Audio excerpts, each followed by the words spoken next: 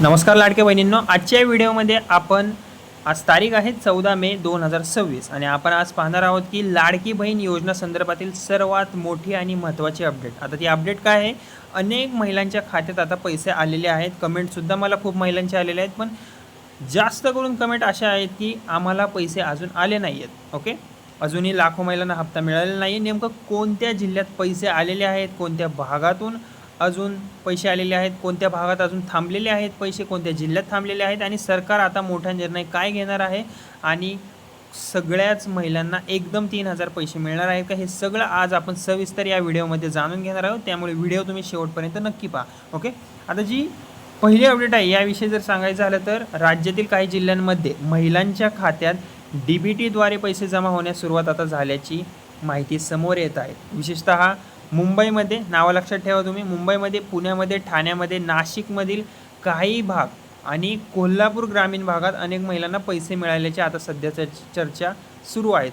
आता तुमच्यापर्यंत महिलांना हा व्हिडिओ जर पोहोचला असेल आणि तुम्ही पुण्यातले असाल, ठाण्यातले असाल किंवा नाशिकमधले किंवा इतर काही जिल्ह्यांमधले असाल, जर तुम्हाला पैसे आले असतील कृपया करून माझ्या व्हिडिओखाली कमेंटमध्ये सांगा आणि तुमचा जिल्हा सांगा. त्यामुळे बाकीच्या महिलांनासुद्धा दिसेल की बाबा हां, या जिल्ह्यामध्ये पैसे येत आहेत. ओके, आणि त्याच जिल्ह्यातल्या त्या असतील तर त्यांना जाणवण की लवकरच त्यांच्यासुद्धा अकाउंटवर पैसे येतील. ओके, त्यामुळे कमेंट करा, त्यामुळे बाकीच्यांनासुद्धा हेल्प होईल. ओके, आता काही महिलांनी बँक मेसेज आणि पासबुक अपडेटचे स्क्रीनशॉट सध्या सोशल मीडियावर शेअर केलेले आहेत. ओके, यावरून समजून येतं की खरोखरच पैसे येत आहेत. ओके, आता जी दुसरी अपडेट आहे याबद्दल सांगायचं झालं तर नागपूरमधील काही लाभार्थींनी हप्ते जमा झाल्याची माहिती समोर आलेली आहे. मात्र सर्वच महिलांना पैसे हप्ता आलेले नाही आहे. काहींना मार्चचा हप्ता आलेला आहे फक्त, तर काहींना एप्रिलचे पैसे मिळाल्याचे सांगितले जात आहे. त्यामुळे महिलांमध्ये सध्या संभ्रमाचे वातावरण निर्माण झालेले आहे. आता प्रश्न असा आहे की अनेक महिलांना अजून पैसे का आले नाहीत. ओके, आता का आले नाहीत याबद्दल जर सांगायचं झालं तर यामागे सर्वात मोठं कारण म्हणजे सरकारकडून सुरू असलेली व्हेरिफिकेशन प्रक्रिया. ओके, राज्य सरकारने मोठ्या प्रमाणात अर्जांची तपासणी सुरू केलेली आहे आणि KYC, आधार व्हेरिफिकेशन, NPCI मॅपिंग आणि डुप्लिकेट अर्ज सध्या तपासले जात आहेत. याच प्रक्रियेमुळे अनेक खात्यांमध्ये पैसे तात्पुरते थांबवण्यात आल्याची माहिती मिळत आहे. आता ज्या भागांमध्ये अजून पैसे आले नाहीत ते भाग कोणते कोणते आहेत? नांदेड, परभणी, हिंगोली, बीड, लातूर आणि पुणेमध्ये फक्त 10% किंवा 5% असं म्हणता येईल. एवढ्याच लोकांना पैसे आलेले आहेत. ओके, आता सांगायचं झालं तर सरकारच्या माहितीनुसार जवळपास 70 लाख महिलांचे अर्ज संशयित आणि अपात्र आढळले आहेत. काही महिलांनी चुकीची माहिती भरली होती तर काहींच्या अर्जामध्ये आधार आणि बँक खात्याची माहिती मिसमॅच आढळलेली आहे. सर्वात महत्त्वाची बाब म्हणता येईल. ओके, काही ठिकाणी डुप्लिकेट अर्ज देखील सापडले आहेत. त्यामुळे सरकार आता फायनल व्हेरिफिकेशन करूनच पुढील पैसे जमा करणार असल्याचे सांगितले जात आहेत. आता आपण कोणत्या जिल्ह्यांमध्ये अजून पैसे आले नाहीत ते पाहूयात आणि पाहिलं पण आहे. ओके, आता नांदेड झालं, परभणी झालं, हिंगोली झालं, बीड, लातूर आणि विदर्भातील अनेक ग्रामीण भागांमध्ये अजूनही महिलांच्या खात्यात पैसे जमा झालेले नाही आहेत. अनेक महिलांनी KYC पूर्ण करूनही पैसे न आल्याची तक्रार केलेली आहे.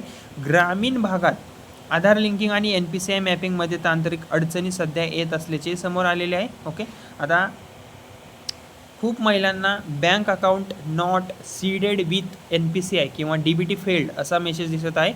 याचा अर्थ काय? तुमचा आधार बँकेला प्रॉपरली लिंक नाही किंवा DBT सेवा ॲक्टिव्ह नाही. त्यामुळे सरकारकडून पैसे रिलीज झाले तरी ते तुमच्या खात्यात जमा होत नाही. त्यामुळे हा प्रॉब्लेम तुम्ही बँकेमध्ये जाऊन सॉल्व करून घ्या. नक्कीच तुम्हाला 100% पैसे येतील. ओके, आता सगळ्यात महत्त्वाचा मुद्दा म्हणजे पुढील हप्ता येणार कधी आम्हाला. ओके, म्हणजेच की काही महिलांना मार्चचा मिळाला आहे, एप्रिलचा मिळाला नाही आहे. ओके, 3,000 यायचं असं सरकारने सांगितलं होतं. सध्या सरकार फायनल बेनिफिशियरी लिस्ट तयार करत असल्याची माहिती समोर येत आहे. व्हेरिफिकेशन पूर्ण झाल्यानंतर ज्या पात्र महिला आहेत ज्यांना एक हप्ता आला आहे किंवा काहीच आला नाही पण त्यांनी KYC कंप्लीट केली आहे त्या पात्र महिलांच्या खात्यात एकत्रितरित्या पैसे जमा होऊ शकतात. ओके, याची गॅरंटी जास्त आहे अशी चर्चा आहे. काही माध्यमांमध्ये 4,500पर्यंत रक्कमसुद्धा मिळू शकते एकत्रितरित्या अशा बातम्या समोर येत आहेत. मात्र याबाबत अजूनही अधिकृत घोषणा तरी सध्या झालेली नाही आहे. ओके, आता पैसे न आल्यास महिलांनी काय करावं हे देखील समजून घेणं गरजेचं आहे.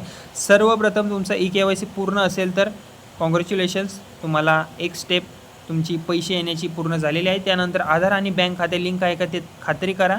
NPCI मॅपिंग ॲक्टिव्ह आहे का ते एकदा बँकेत जाऊन विचारून घ्या. DBT सेवा सुरू आहे का तेही तपासा तुम्ही एकदा.